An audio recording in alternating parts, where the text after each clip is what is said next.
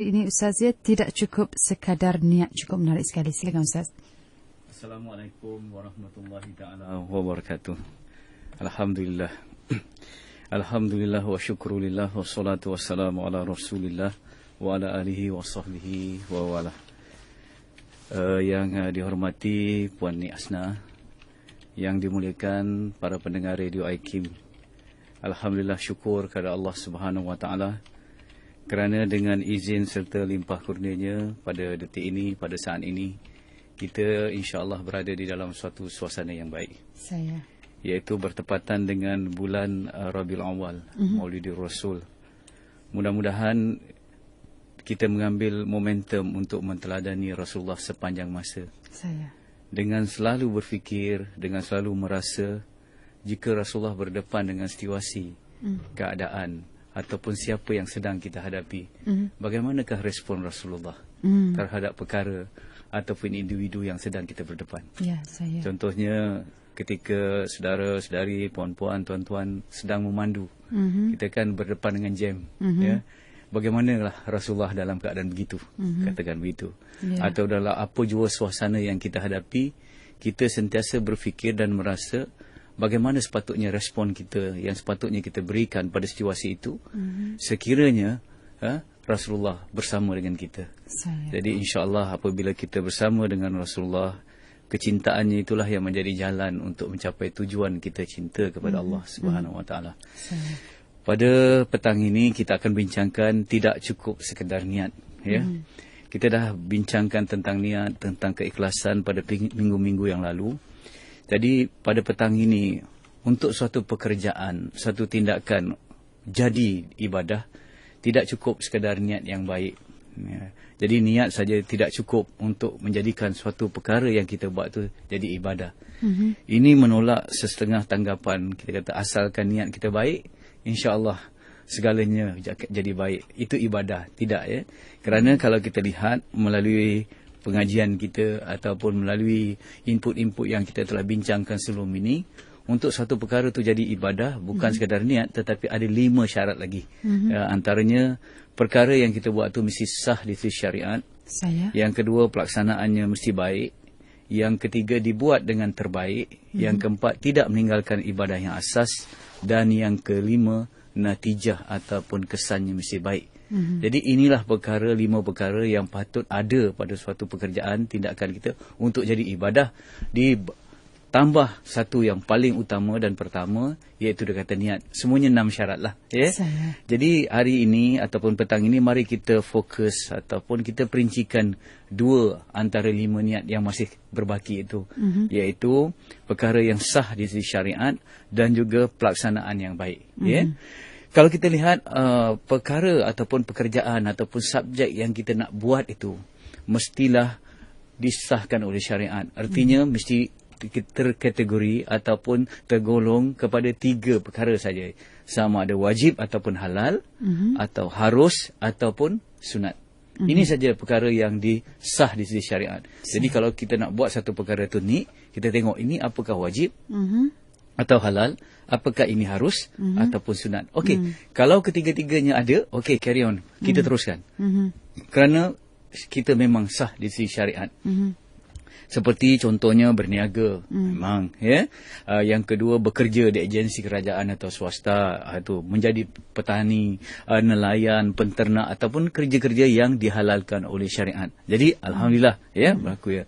Cuba kita tengok, ada juga pekerjaan-pekerjaan ataupun perkara-perkara yang haram, ya. Kedudukannya dilarang secara tegas oleh syariat. Apa saja kita buat perkara ni, walaupun niat kita baik macam mana pun, kalau kita buat, tak dikira sebagai ibadah. Contoh, ya, kita mencuri, na'udzubillah, ya, menipu, mendedahkan aurat ataupun bergaul bebas, kita tidak ada dinilai sebagai satu ibadah. Katalah satu pekerjaan tu yang menyebabkan kita terpaksa mendedahkan aurat, ataupun menyebabkan kita bergaul bebas tanpa batas, ataupun dengan melanggar syariat, ataupun kita menipu, ataupun kita mencuri, macam-macam, ya. Jadi kalau perkara itu kita lakukan, maka tidak jadi ibadah. Walaupun niat kita baik bagaimana sekalipun, ya. Dalam Islam tidak ada satu orang kata fahaman seperti mana Robin Hood. Robin Hood ini niatnya baik, ya. Kalau kita tengok dalam ceritanya lah, ya, begitu, ya. Robin Hood ni dia nak bantu orang miskin. Caranya macam mana? Dia merompak ataupun mencuri harta orang kaya dan kemudian dia beri ke orang miskin. Niatnya adalah untuk membantu. Niatnya untuk membantu baik, tetapi pekerjaan mencuri, mengambil harta orang kaya adalah dilarang dalam Islam. Kalau kita kata sekarang, ada tak orang yang berpegang kepada fahaman Robin Hood ni? Ramai sebenarnya, ya. Ramai, ya. Orang yang menipu, orang yang buat perkara-perkara yang haram, tetapi katanya ini niat baik. Sebab tu kita selalu terdengar dikatakan malam amal kadang-kadang, ya. Tetapi dalam tu ada pendanaan aurat, dalam tu ada pergaulan bebas, ataupun kita pernah dengar kadang-kadang loteri kebajikan, macam kata. Jadi itu tak jadi. Walaupun niatnya nak membantu orang miskin, walaupun niatnya nak mengutip derma, tetapi kalau ada perkara-perkara yang mendedahkan aurat, bergaul bebas, mencuri dan sebagainya, maka itu tidak boleh dijadikan ibadah. Jadi ini penting dalam fahaman kita. Jadi dalam Islam ni, ya, kita tidak ada fahaman yang mengatakan tujuan menghalalkan cara. Orang kata the end justice the mean. Kita tak boleh kata apa yang tujuan kita tu menghalal apa cara. Yang penting tujuannya baik. Ini satu soalan yang menarik, ya. Kadang-kadang orang berkata ni, ya, kalaulah kita asyik berfikir tentang halal dan haram, leceh lah macam ni, ya. Setengah orang apabila contohnya sekarang ada logo halal lah apa, ataupun kita kata ini pekerjaan yang boleh, ini tak boleh, ada do's and don'ts dalam kehidupan kita, dia rasa ini suatu perkara yang menyusahkan, ya, satu perkara yang leceh. Tengok kita orang macam mana nak baju macam ni, banyak restriction ataupun banyak halangan-halangan. Sikit ini haram, sikit ni tak boleh, ni tak boleh. Macam mana kita nak maju? Ataupun ada setengah orang dia ragu-ragu dan dia was-was dan dia sangka buruk. Dia kata seolah-olah, ya, perkara ini ataupun peraturan yang kedua ini menghalang kita daripada mencari rezeki. Na'udzubillah ni, ya. Kalau kita merasakan begitu, seolah-olah kita menafikan kasih sayang Allah.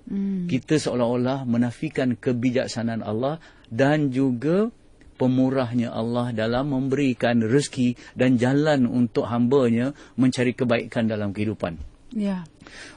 Sedangkan di dalam Islam, kalau kita tengok, Allah Subhanahu Wa Taala sentiasa menetapkan yang halal itu sebenarnya lebih banyak daripada yang haram dari segi kuantitinya. Contohnya kalau kita minum, kalau kita minum, kita kata yang haramnya 1-2 saja, yang halalnya banyak, ya. Macam pelbagai jenama, pelbagai jenis kita. Tetapi kenapa manusia masih memilih yang sedikit itu, yang haram tu, sedangkan yang halal tu banyak? Satu, bilangannya, ya. Yang kedua, bukan saja yang halal itu lebih banyak, tetapi yang halal itu lebih baik. Jadi ini yang kita katakan Allah Subhanahu Wa Taala tidak berniat menzalimi apabila mengharamkan ataupun melarang sesuatu dibuat. Ya. Ni dalam mindset mukmin profesional, dalam pemikiran seorang mukmin, seharusnya dia merasakan bahawa Allah lebih tahu apa yang lebih baik, yang terbaik untuk kita berbanding diri kita sendiri. Itu kita kena pegang macam tu. Bila Allah Subhanahu Wa Taala kata yang ini haram, menetapkan yang ini dilarang, maka walaupun kadang-kadang kita tak nampak di mana rasionalnya ataupun apa justifikasinya, tetapi sebagai hamba kita menetapkan Allah lebih bijaksana. Ilmu Allah yang maha luas, ya, tidak dapat dibandingkan dengan ilmu kita yang sekelumit dan terbatas. Jadi kita kena rasakan begitu ni, jadi itu kata. Sebab itu walaupun kadang-kadang kita nampak perkara ni biasa saja ni, kenyataan kita dalam konti ni, tetapi dalam realiti kehidupannya ramai sahabat-sahabat kita, saudara-saudara Islam kita yang terperangkap dengan pekerjaan-pekerjaan yang haram, dalam jauh di sudut hatinya merasakan bahawa tidak ada pekerjaan lain dah. Susah nak dapat pekerjaan yang halal, dan sebagainya. Ada berbagai-bagai, orang kata berbagai-bagai kesusahan. Sebenarnya kalau begitulah sikap kita, kita kena perbetulkan. Kerana manusia ini, oleh kerana kita lihat yang halal itu lebih banyak dan halal itu lebih baik, kalau kita tak nampak juga hakikat itu, tentu kita ada masalah pada pemikiran kita. Kita mungkin bersifat singkat pemikiran ni, singkat pemikiran, tergopoh-gapah atau tergesa-gesa untuk dapat untung yang cepat. Biasanya selalunya kita orang kata kita nak fast money, duit yang cepat, keuntungan yang cepat. Kadang-kadang terpaksa dalam pekerjaan itu ada yang halal tetapi lambat. Kita lebih rela memilih yang haram tetapi cepat.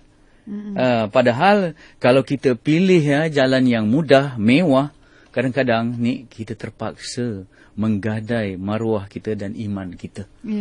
Yang mana itu lebih berharga. Padahal Rasulullah SAW telah menegaskan bagaimana Rasulullah menceritakan seseorang daripada kamu yang mengambil tali dan mengambil kapak, kemudian pergi menebang pokok kayu, dan kayu-kayu itu dijual dan dia dapat rezeki daripada menjual kayu, pokok-pokok kayu itu ataupun kayu api yang kita katakan dalam itu lebih baik daripada dia meminta-minta. Itu lebih baik daripada dia mencuri. Itu lebih baik daripada dia terpaksa mendedahkan aurat. Misal kata, tapi tentulah kerja sebagai kata penebang pokok ataupun nak jual kayu api ataupun kerja yang seumpamalah di zaman moden ini tak glamour dibandingkan dengan kerja yang mendedahkan aurat. Misal kata muka cantik, terpapar sebagai selebriti dan sebagainya. Mungkin kita nampak yang itu yang lebih cantik, dan itu walaupun itu sebenarnya dilarang oleh Allah Subhanahu Wa Taala. Sebab itu kita nak bina keyakinan dalam diri kita ni bahawa kita tahu bahawa akan apa saja yang susah sebenarnya, walaupun kelihatannya susah, tetapi ia halal, kita laksanakan. Tentu ada kebaikan di hujungnya. Tu. Tetapi kalau nampak mudah, seronok, kita lakukan juga, tetapi itu dosa. Tentu ada penyesalan dan juga perkara yang tidak senang nanti di belakangnya. Sebab itu seorang Islam ni, saya ingin berpesan pada diri saya dan siapa saja yang mendengar siaran ini, kita terimalah kesusahan yang sedikit dan sementara di dunia demi kita mendapat kesenangan yang lebih banyak dan lebih baik dan lebih kekal di akhirat.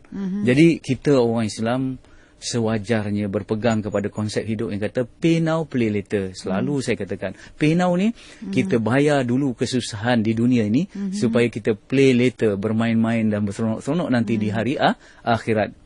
Sebab itu kita kena melalui jalan susah. Walaupun rezeki itu nampak payah dan sebagainya, tetapi bagaimana keadaan itu sebenarnya, itu lebih baik. Pernah Rasulullah SAW bersalam dengan seorang petani yang kasar tangannya. Inilah tangan ahli syurga, kata Rasulullah. Pernah Saidina Ali mengambil upah untuk mendapat tamar, iaitu buah kurma tu, dengan menciduk air. Menciduk air yang dalam tu, macam telaga yang sangat dalam, diciduk, ditarik dengan talinya sehinggalah mengelupas tangan Saidina Ali. Dan akhirnya dia dapat kurma itu dimakan bersama dengan Rasulullah. Rasulullah memuji keadaan itu. Jadi kesusahan ini pernah dilalui, tapi dulu mungkin kita susah tangan kita mengelupas, tetapi mungkin sekarang di tengah terik matahari dan sebagainya, saya rasa seorang buruh kasar lebih mulia kalau dia bekerja dengan niat untuk berbakti kepada Allah, itu jalan halal, daripada orang yang duduk dalam bilik berhawa dingin ataupun dalam gedung-gedung yang besar ataupun institusi yang besar, tetapi terpaksa mendedah aurat untuk mencari rezeki. Saya rasa itu saya rasa cukup sekadar itu. Mudah-mudahan lepas ini kalau kita ada perbahasan lagi, saya boleh sambung lagi kepada syarat yang ketiga, InsyaAllah. Dan kita buka ruang untuk rakan-rakan pendengar kita kalau ada sebarang soalan ataupun ingin kongsikan dengan yang berbagai Ustaz di konti ketika ini 0362151500. Kita bersama dengan pemanggil kita yang pertama, Ustaz. Hello, Assalamualaikum. Siapa di sana? Waalaikumsalam warahmatullahi. Saya Faizal dari Semenyi. Teruskan, Cik Faizal. Saya minta maaf sebab saya tak ikut tajuk hari ini mungkin. Tapi saya nak sangat tanya kepada Ustaz. Begini, saya pada masa ni saya bekerja dengan ibu saya. Kiranya ibu saya menjadi saya punya superior lah. Okay, tapi mostly, katalah saya ada satu cadangan atau satu idea yang saya nak jalankan, dan selalunya saya adalah research ataupun pendapat saya itu pada saya memang betul lah. Tapi bila saya keutarakan, mungkin pada pendapat ibu saya benda tu mungkin tak sesuai, Tapi dia tak adalah melihat secara mendalam, cuma mungkin pada pengalaman dia ataupun dia rasa benda tu tak sesuai. Jadi saya kiranya dalam dilema sama ada, sebab saya dah buat research, jadi pada pendapat saya benda tu boleh jadi. Tapi yelah, sebab seorang ibu kan, patut kita ikut cakap itu lebih utama ataupun bagaimana. Itu soalan saya. Terima kasih banyak. Terima kasih. Terima kasih Faizal. Kita teruskan dengan pemanggil kita berikutnya. Hello, Assalamualaikum. Siapa di sana? Waalaikumsalam warahmatullahi wabarakatuh. Saya Encik Abdullah daripada Kedah. Teruskan Cik Abdullah. Ya, terima kasih. Assalamualaikum Ustaz. Waalaikumsalam warahmatullahi. Di sini saya mungkin nak berkongsi sedikit pengalaman. Silakan.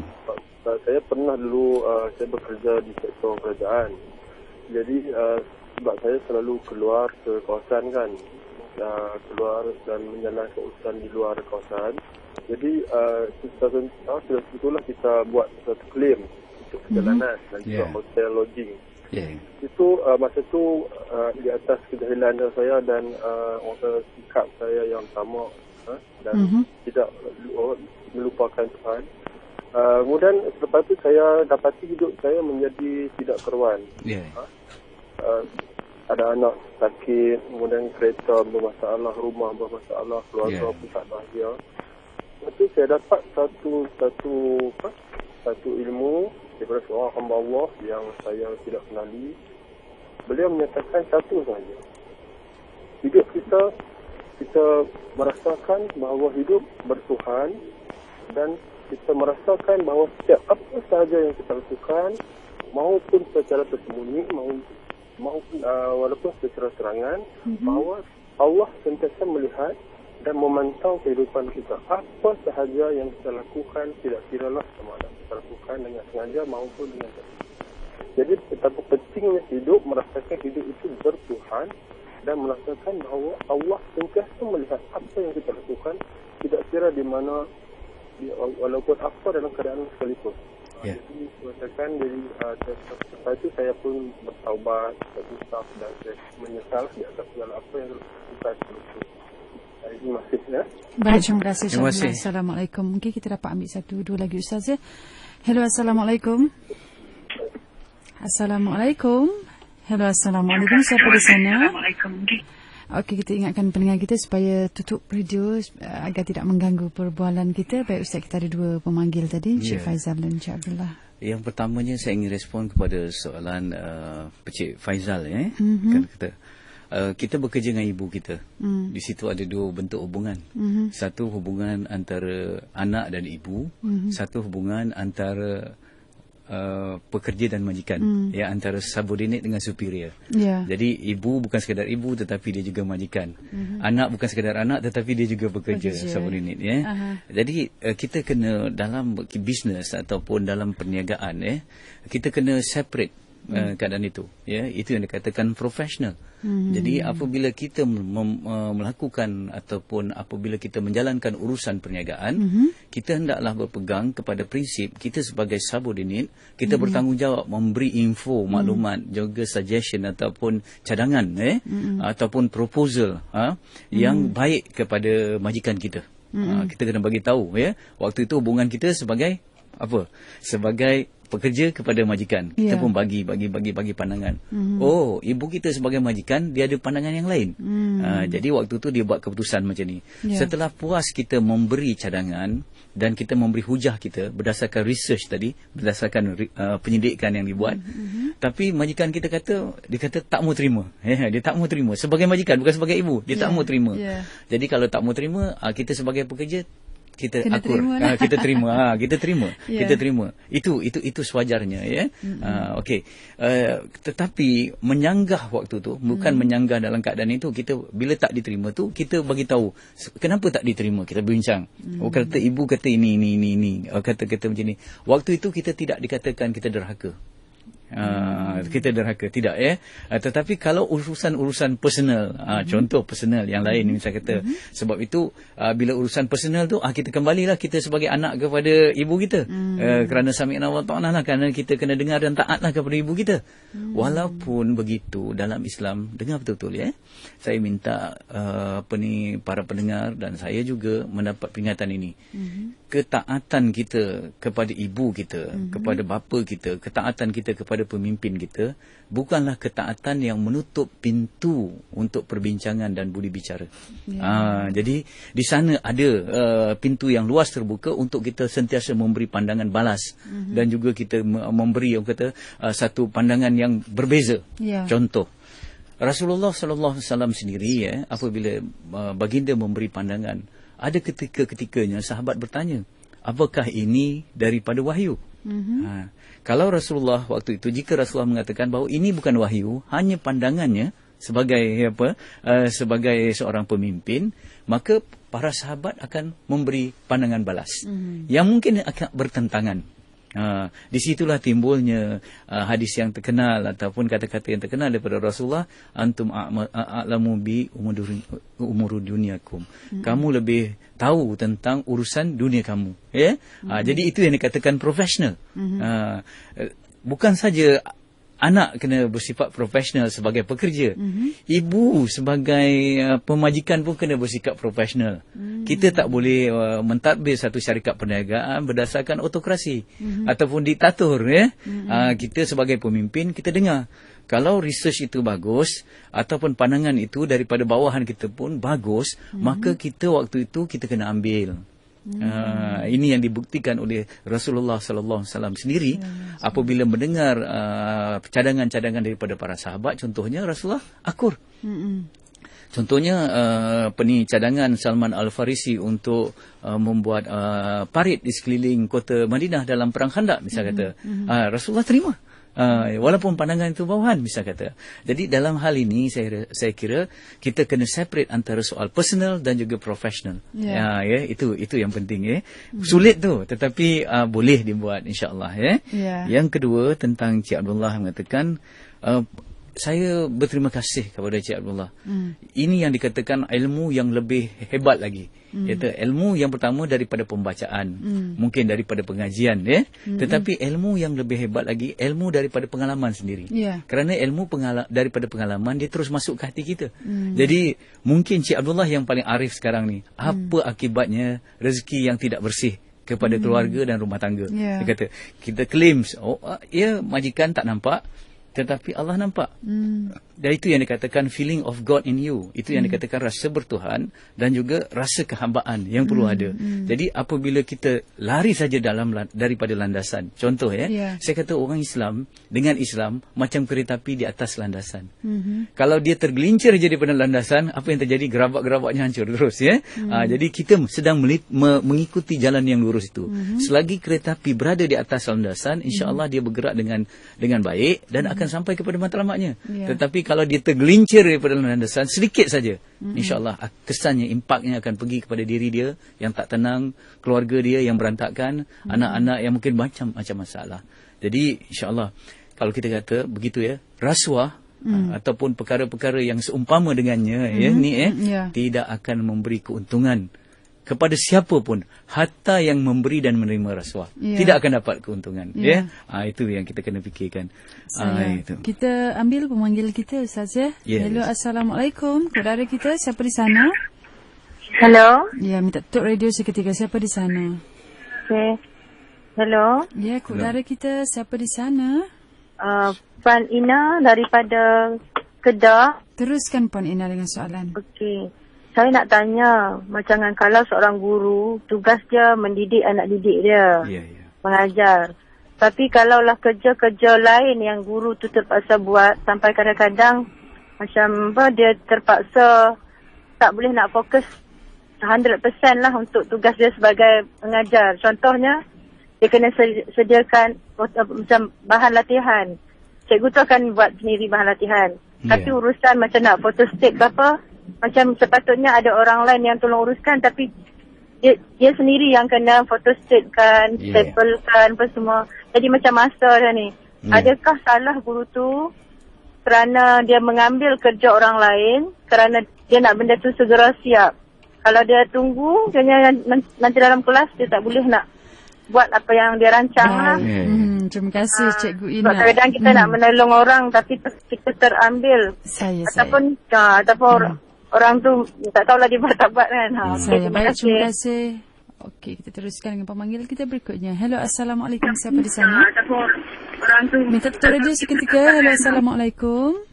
Hello, Assalamualaikum. Siapa di sana? Waalaikumsalam. Saya Salman daripada Terengganu. Teruskan dengan soalan. Okey, macam ni. Saya nak tanya Ustaz Fahrul tentang, saya baca tentang majalah Solusi. Cuma tentang poligami. Cuma saya nak tanya pandangan. Saya pernah untuk berlaku jujur dengan isteri supaya saya berniatlah untuk poligami. Tapi apabila saya berkenalkan dengan wanita yang kedua tu, umur saya lebih kurang 40. Kemudian tapi apa niatnya nak berlaku jujur betul terang dengan isteri yang pertama, tetapi akhirnya lain pula yang jadinya. Jadi apa? Boleh tahu ke jadi apa? Jadi pemusuhan pula antara dua. Baik, okey. Okey, terima kasih. Assalamualaikum. Okey, kita teruskan satu lagi pemanggil kita. Halo, Assalamualaikum. Siapa di sana? Waalaikumsalam warahmatullahi. Siapa di sana? Saya Muhammad Jauharul daripada Mawasari. Syekh Muhammad minta tutup radio seketika, Syekh Muhammad. Baik. Baik, silakan dengan soalan, teruskan. Assalamualaikum Ustaz. Waalaikumsalam warahmatullahi. Saya Muhammad Jauharul daripada Setia Bangsa. Ya, teruskan. Soalan saya macam bapa saya lah. So dia ada simpanan dalam akaun bank. Dan kad yang dia punya tu adalah pada saya. So dia amanahkan untuk urusan dia lah. Kalau dia nak pergi klinik ke hospital atau mungkin saya ada urusan. So kadang-kadang saya keluarkan duit untuk berbelanja, dan jika kadang-kadang belanja tu contohnya saya keluar 200, saya dah belanja 175. Lebih ada RM25 tu tersimpan dan terbelanja. Ataupun kadang-kadang belanja tu walaupun sikit, tapi tersusul sekarang saya sudah lupa dah banyak mana saya sudah gunakan duit ayah saya. Tapi saya ada pesan, saya ada bagi tahu ayah, kadang-kadang saya keluarkan duit, tapi saya terlebih itu saya terbelanja. Dan jika kadang-kadang saya gunakan duit itu untuk belanja saya dah bagi tahu ayah. Itu saya nak tahu apakah dia punya sebenarnya, apa saya perlu buat dan apa hukum dia, Ustaz. Baik, terima kasih Syekh Muhammad. Assalamualaikum. Okey. Silakan Ustaz. Ya, terima kasih. Yang pertama tadi tentang Puan Ina macam mana tugas guru tugas guru yang utama, kemudian ada tugas-tugas sampingan yang terpaksa dibuat. Kadang-kadang menjejaskan tugas utama. Tugas utamanya ialah mendidik. Tugas-tugas sampingan yang soal-soal remeh ni kadang-kadang remeh tetapi kadang-kadang penting. Photostat, kita binding ke apa ke macam-macam yang di situ ada dua isu. Isu yang pertama kita kena mengutamakan yang utama. Itu seperti mana juga dalam syariat, hukum syariat yang wajib mesti didahulukan daripada yang sunat. Kan? Kita tidak boleh membuat yang sunat dengan mengorbankan yang wajib. Itu satu Tetapi dalam soal pengurusan, ini soal pengurusan ni kita perlu ada suatu yang dikata kebijaksanaan dalam pengurusan, iaitu dikata delegates, ataupun kita memberi tugasan itu kepada orang lain. Contoh ni tidak salah untuk kita meminta anak murid kita yang kebetulan ada masa free. Saya selalu juga dulu masa di sekolah kadang-kadang guru dah mula delegate tugas dengan kita contohnya dalam memfotostat, memberi dan sebagainya. Kita di situ ada dua perkara. Satu, kita melatih orang bertanggungjawab, anak murid kita ke orang lain bertanggungjawab. Yang kedua, kita meringankan beban kita, bukan untuk kesenangan peribadi kita, tetapi untuk kita menumpukan kepada tugas yang lebih utama. Jadi persoalannya sekarang ini ialah bagaimana kedudukan kita sebagai guru. Pertama, saya ingin mengucapkan tahniah dan saya bukan saja simpati tetapi empati. Bukan saja saya setakat dapat memikirkan kesusahan para guru, tetapi dapat merasakan kesusahan mereka. Kerana guru adalah tugas yang sangat kompleks. Apabila berdepan dengan murid yang ada hati, ada perasaan dan sebagainya. Kalau jurutera berdepan dengan mesin, kalau kita tengok yang lain, tetapi guru berdepan dengan manusia hari-hari dan sebagainya. Jadi sebab itu saya kira yang pertama perlu kita rajin, work hard. Tetapi tak cukup work hard, kita work smart. Kita kena bijak dalam bekerja. Yang bijak dalam bekerja ini ialah kita memberi tugasan kepada yang lain sekiranya boleh, sekiranya mampu, insya-Allah. Itu kita kena berfikir ke arah itu. Okey, Cik Salman daripada Terengganu. Ini persoalan yang mungkin tidak berkaitan dengan tajuk kita, tetapi saya dah katakan kita meraihkan sahabat-sahabat kita kadang-kadang ada masalah. Mudah-mudahan apabila kita membuat sedikit pencerahan kepada sahabat kita, Allah akan bantu kita untuk membuat pencerahan dalam kehidupan kita sendiri. Sebab itu kita kena sentiasa ta'awun, bertolong bantu. Mungkin kita dengar macam lucu, tetapi sebenarnya bagi yang merasa, bagi yang menghadapinya tak lucu. Suatu perkara yang memang berat. Saya tidak tahu apakah reason ataupun apakah sebab-sebab Cik Salman nak berpoligami. Tetapi kalau kita merujuk, minta maaf saya terpaksa menyebut nama majalah Solusi. Kita di sana ada sebab-sebab yang menyebabkan seorang lelaki itu wajar berpoligami. Ada sebab-sebabnya. Dan sebab-sebab itu boleh dia berpoligami. Cuma di sana ada dua situasi ni. Situasi yang pertama, kalau ikut hukum-hukum dalam mazhab kita, tidak dituntut seorang suami memberitahu isterinya untuk dia boleh kalau dia ada dah kata. Cuma kita bercakap ni dalam soal yang ideal, dalam keadaan yang ideal. Maksudnya suami tu dia buat tu bukan kerana untuk melampiaskan hawa nafsu semata-mata, untuk kahwin seronok-seronok bersuka-suka saja, tetapi memang ada sebabnya, dan dia kerana Allah. Ini yang dikatakan ikhlas. Jadi tidak wajar. Tetapi dalam pelbagai keadaan, untuk menyekat agar tidak berlaku penyelewengan. Sekarang ni kita bercakap tentang ideal tadi, tetapi dalam suasana sekarang ni semua orang eksploitasi hukum Allah. Termasuklah poligami ini telah diperalatkan, telah dijadikan satu escapism untuk suatu perkara yang lain. Jadi sebab itu ada undang-undang yang menetapkan isteri pertama mesti diberitahu. Dia beritahu tu tentulah bagi saya terujilah soal wanita ni. Sebab wanita ni ada dua perkara. Satu, mereka tidak menolak hukum, tetapi berat terasa apabila nak disebut perkara ini, dan saya menghormati hati wanita bab tu. Tetapi kita juga kena memahami bahawa dalam Islam apabila perkara itu diharuskan ataupun dibolehkan, tentulah ada justifikasi yang membuat perkara itu perlu dilaksanakan. Jadi kita anggap yang seperti mana saya tuliskan dalam artikel itu, poligami merupakan satu pintu keselamatan saja kepada pesawat. Satu pesawat terbang, kita tengok, ataupun bas yang besar, dia ada pintu kecemasan. Pintu kecemasan tu tak dibuka sentiasa. Orang lalu pintu depan. Atau yang biasanya, iaitu pergaulan. Emergency case kita perlu. Bayangkan kalau terbakar kenderaan itu ataupun pesawat itu, pintu kecemasan tidak ada. Tentu masalah ni. Sebab itu dalam keadaan-keadaan tertentu di mana ujian menimpa kepada masyarakat Islam ataupun kepada suatu keluarga yang menyebabkan dia perlu berpoligami, maka pintu kecemasan ini dibuka. Dengan syarat-syarat yang ketat. Gitu. Mungkin Ustaz boleh beri sedikit nasihat lah kepada Encik Salman. Katanya niat tu baik, niat tu nak bagi tahu supaya mungkin berdamai lah, tapi lain pula jadinya. Anggapkan ini begini, kita yang saya katakan itu yang kata jalan yang benar itu lebih penting daripada kemenangan. Jalan yang benar itu lebih penting daripada kemenangan. Maksudnya kalau itu dirasakan memberitahu itu menimbulkan misal kata suasana, lebih baik dia beritahu daripada dia tak beritahu, jalan secara sembunyi-sembunyi. Kemudian setelah diketahui Setakat itu bukan permusuhan, peperangan boleh berlaku. Jadi lebih baik kita menempuh jalan susah dulu. Mungkin lama-lama mula-mula bagi tahu tu agak burst tu benda meletup lah kan. Tapi lama-lama mungkin isteri dengan kita solat hajatnya, dengan kita buat baik, dia nampak bahawa kita ni ada ciri-ciri suami yang adil. InsyaAllah mudah-mudahan terbuka hati pintunya, pintu hatinya untuk memberi laluan. Mungkin perlukan sedikit masa lah. Tapi lebih elok daripada menipu. Lebih elok daripada menipu. Gitu. Cik Muhammad kita. Cik Muhammad, tentang ayah tadi, ini memang biasa, ayah yang sakit, ibu yang sakit. Saya pun kadang-kadang menghadapi soal tu juga kan, keluarkan duit ATM bisa kata Di sini kita soal integriti.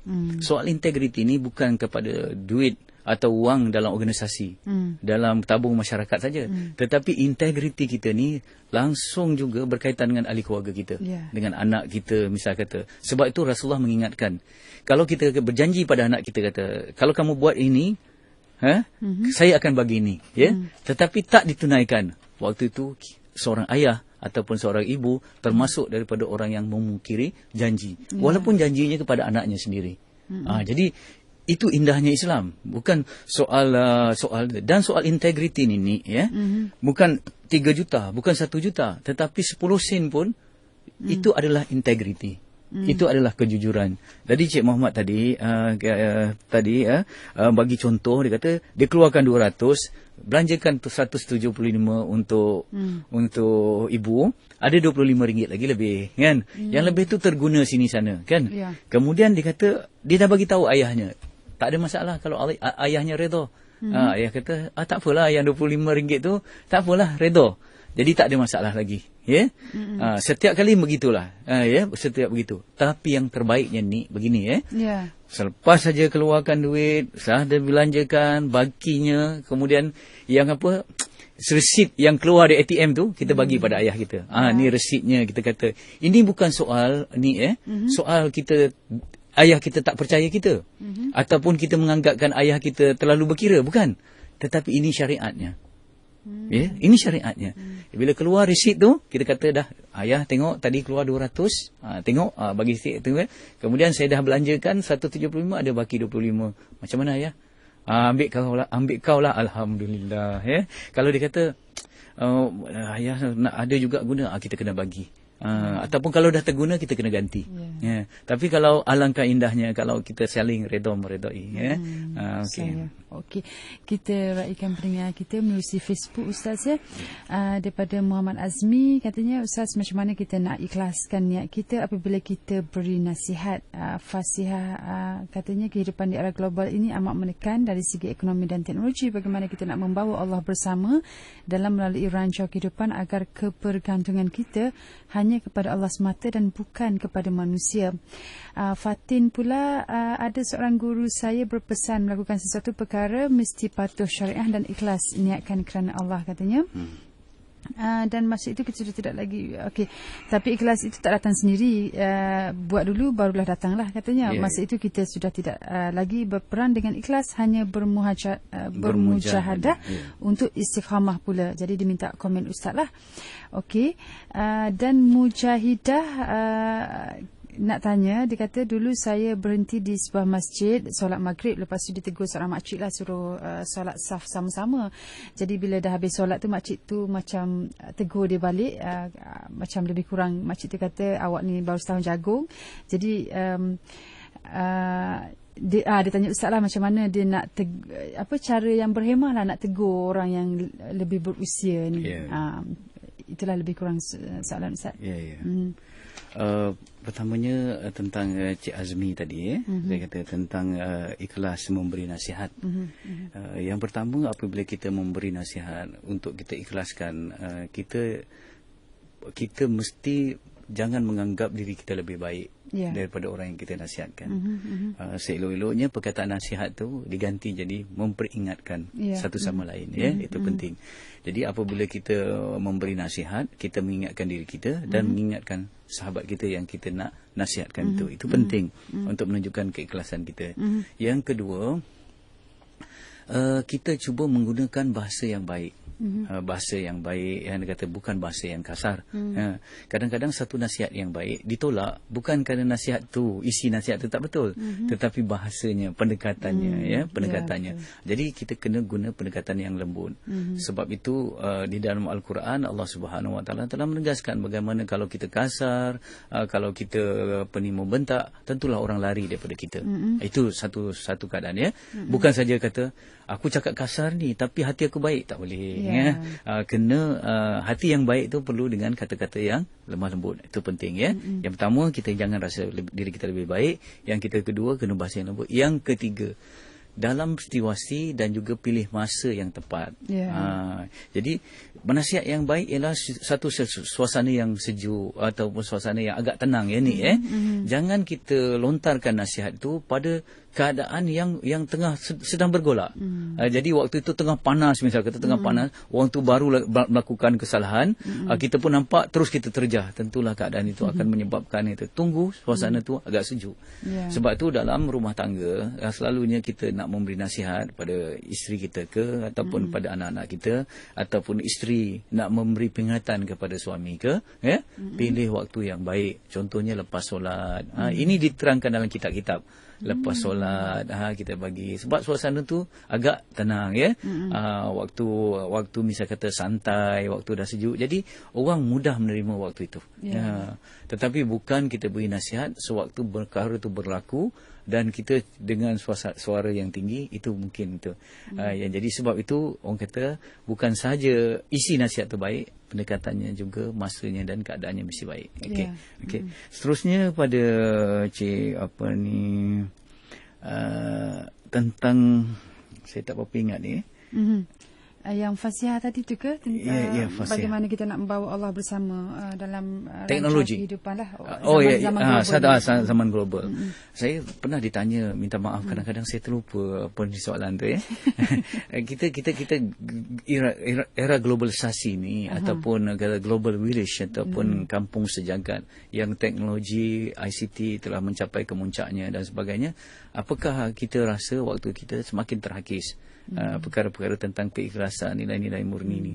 Kena ingat bahawa Islam tu adalah ajaran globalisasi awal lagi. Sebab tu kalau sempena Maulid Rasul ni selalu kita dengar ayat Quran yang dibacakan, wa ma arsalnaka illa rahmatan lil alamin.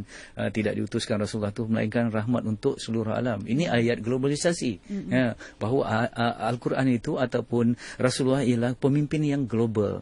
Jadi teknologi ICT ataupun teknologi apa saja tidak salah ni, ya. Tetapi selalu saya katakan dalam mukmin profesional, kita harus sepadukan, sinergikan, synchronize of energy antara dua, ya. Satu, hati yang suci dengan teknologi yang tinggi. Apabila hati yang suci digabungkan, disepadukan dengan teknologi yang tinggi, waktu itu kita boleh menguasai teknologi. Tetapi sekiranya hanya teknologi yang tinggi tetapi hati kita kotor dan tercemar, maka teknologi itu yang akan menguasai kita. Sebab itu kita nampak sekarang ni dengan adanya BlackBerry, kita tengok adanya iPad, kadang-kadang, ya, ada gadget teknologi ni, ya. Kadang-kadang Pak Long dia di depan dia, Pak Su depan dia, sepupu-sepupu ada, dia pergi bertamu rumah orang, tetapi matanya terus pada BlackBerry, pada iPad dan sebagainya. Jadi sepatutnya teknologi itu dapat merapatkan hubungan orang yang jauh. Tetapi ini orang yang dekat pun kita dah abaikan. Sebab itu dalam kaedah Islam, tak salah Facebook, tetapi yang lebih baik ialah face to face. Sekali lagi saya ulang, ya. Tak salah Facebook, tetapi yang lebih baik ialah wajah ke wajah, face to face. Kerana apabila face to face, daripada wajah ke wajah, kita boleh melihat air muka seorang, ada tautan mata, yang mana ada tautan mata tu ada tautan hati. Itu penting, ya. Jadi itu penting, ya, bagi saya, ya. Kemudian Fatin Muhammad Zain menegur orang yang lebih tua. Menegur orang yang lebih tua, ini penting, ya, ni, ya. Kalau kita nak menegur orang tua, berbeza daripada orang yang lebih bawah daripada kita. Yang paling penting ialah kita meminta nasihat. Itu penting, meminta nasihat. Contohnya ni, ya, kita nak tegur dia, misal kata solat tu tak berapa betul, kita tengok dalam waktu dia solat tu tak berapa betul. Tapi orang tua ni selalunya dia agak ada ego ni ya. Bukan saja orang tua, tetapi kadang-kadang ayah sukar menerima nasihat daripada anaknya. Ya. Selalunya sebab tu ada pepatah yang mengatakan saya dulu makan garam. Tetapi orang tua dulu tak tahu garam tu macam-macam. Kuprum sulfat, magnesium sulfat, macam-macam jenis garam ada sekarang mengikut saintis ya. Jadi sekarang ni kalau apa yang paling betulnya ialah orang yang di bawah meminta nasihat seolah-olah kita tengok solat dia tak betul. Tak tepat lah kita rasa. Kita begini ni, macam mana saya ni nak belajar tentang ataupun saya nak tahu bagaimana yang dikatakan sujud yang betul-betul tepat. Yang dia kata 7 anggota tu kan, dia pun akan explain lah. Gini. Waktu tu explanation dia betul. Dia punya penjelasan daripada nenek tu ataupun makcik tu betul. Tetapi yang salah dia punya perbuatan. Kita tahu dia bukan ada masalah ilmu, tetapi masalah tindakan. Kita tahu. Jadi yang itu kita ada persoalan lain. Tetapi kalau dia bagi penerangan tu dah salah dari segi ilmu. Tapi kita nak betulkan macam mana. Tapi makcik, saya baca dalam satu buku, dia kata macam ni, saya pun tak pasti yang mana satu. Waktu tu dia akan recall balik dalam kepala dia, dalam makcik ni. Saya rasa sujud tu macam ni dalam buku ni, tapi saya tak tahu. Makcik kata macam ni. Saya rasa makcik punya pandangan lebih tepat. Dia pun terfikir waktu tu. Saya yang salah. Dia kata, kamu yang baca tu yang lebih tepat. Itu yang kita betulkan dengan kita meminta pandangan. Sebenarnya kita sedang memberi pandangan. Guna psikologi. Psikologi itu yang kata. Sebab itu dakwah tu penting. Tetapi apa yang lebih penting lagi ialah hati kita waktu tu. Kalau hati kita tidak takbur, tidak ada ego, insya-Allah Allah akan bantu untuk kita memberi nasihat yang baik dengan kata-kata yang baik, insya-Allah. Saya insya-Allah tu daripada Mujahidah tadi dia kata bila ajak masuk soft kan, kena tegur. Saya kira kena ada juga sentuhan ustaz dia, sebab sentuhan tu boleh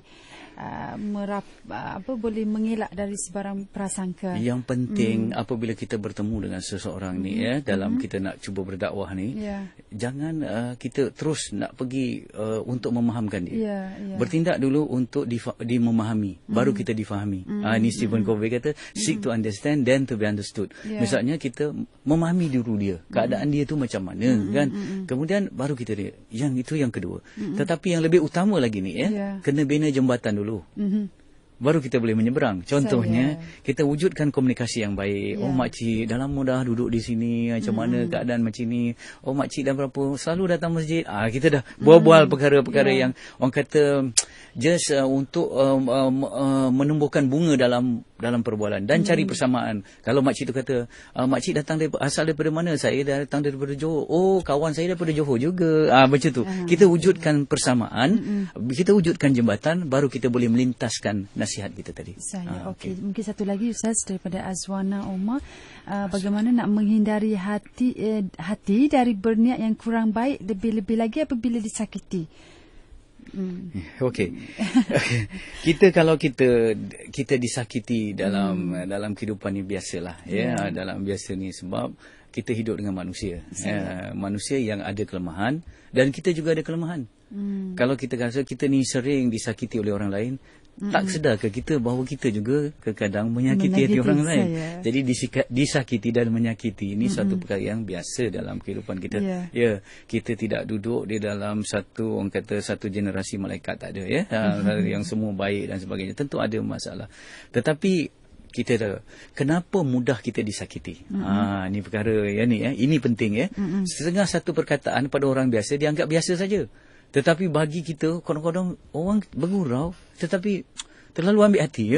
Kadang-kadang sikit saja orang kata, tapi kita boleh buat tak tahu pun boleh. Tetapi kadang-kadang terasa sangat. Apa petandanya? Petanda itu ialah ego. Kita ego. Bila kita ego, kita meletakkan satu expectation ataupun jangkaan bagaimana kita seharusnya dilayan. Saya datang bilik ni ataupun ni sekarang ni, betul, saya dah letakkan expectation. Contohnya katalah saya ego ni harus melayan saya macam ni. Atas keegoan saya lah. Tapi ni sebaliknya bertindak lain. Waktu tu saya akan rasa disakiti. Cuba saya datang sini tanpa jangkaan apa-apa. Saya manusia biasa. Ni ada manusia biasa. Orang lain pun dalam suasana rumah tangga kita, isteri kita manusia biasa dan sebagainya. Jangan letakkan satu jangkaan. sebagaimana harusnya kita dilayan. Letakkan biasa saja, ya. Jadi kalau orang sakiti kita boleh, kita terasa juga, tetapi tidak memberi bekas yang lama dan juga tidak menyakiti kita terlalu dalam. Kalau kita mudah disakiti, artinya hati kita terlalu fragile, rapuh. Bila hati itu rapuh, artinya hati itu tidak kuat. Hati itu tidak kuat kerana tidak beriman secara yang mantap dan kukuh dengan Allah Subhanahu Wa Taala. Ya, itu penting. Saya cukup menarik sekali. Kita terpaksa tutup di sini. Mungkin ada sedikitlah orang kata sebagai konklusi. Ya, yang pertama seperti mana saya cuba ulang balik perkataan saya yang pertama tadi, ya, sempena Maulidur Rasul ini, janganlah kita anggap ini suatu yang bermusim, ya, tetapi seelok-eloknya kita sentiasa merasakan dalam suasana apa saja, ya. Kalau tadi disakiti tadi, ya, kita disakiti. Bagaimana Rasulullah apabila disakiti? Kita bertindak. Bagaimana Rasulullahnya bertindak dalam suasana ini, ya?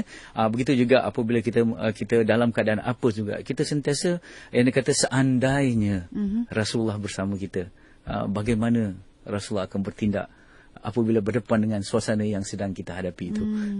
Jadi apabila kita merasakan selalu kehadiran Rasulullah, itu yang dikata mahabbah Rasul.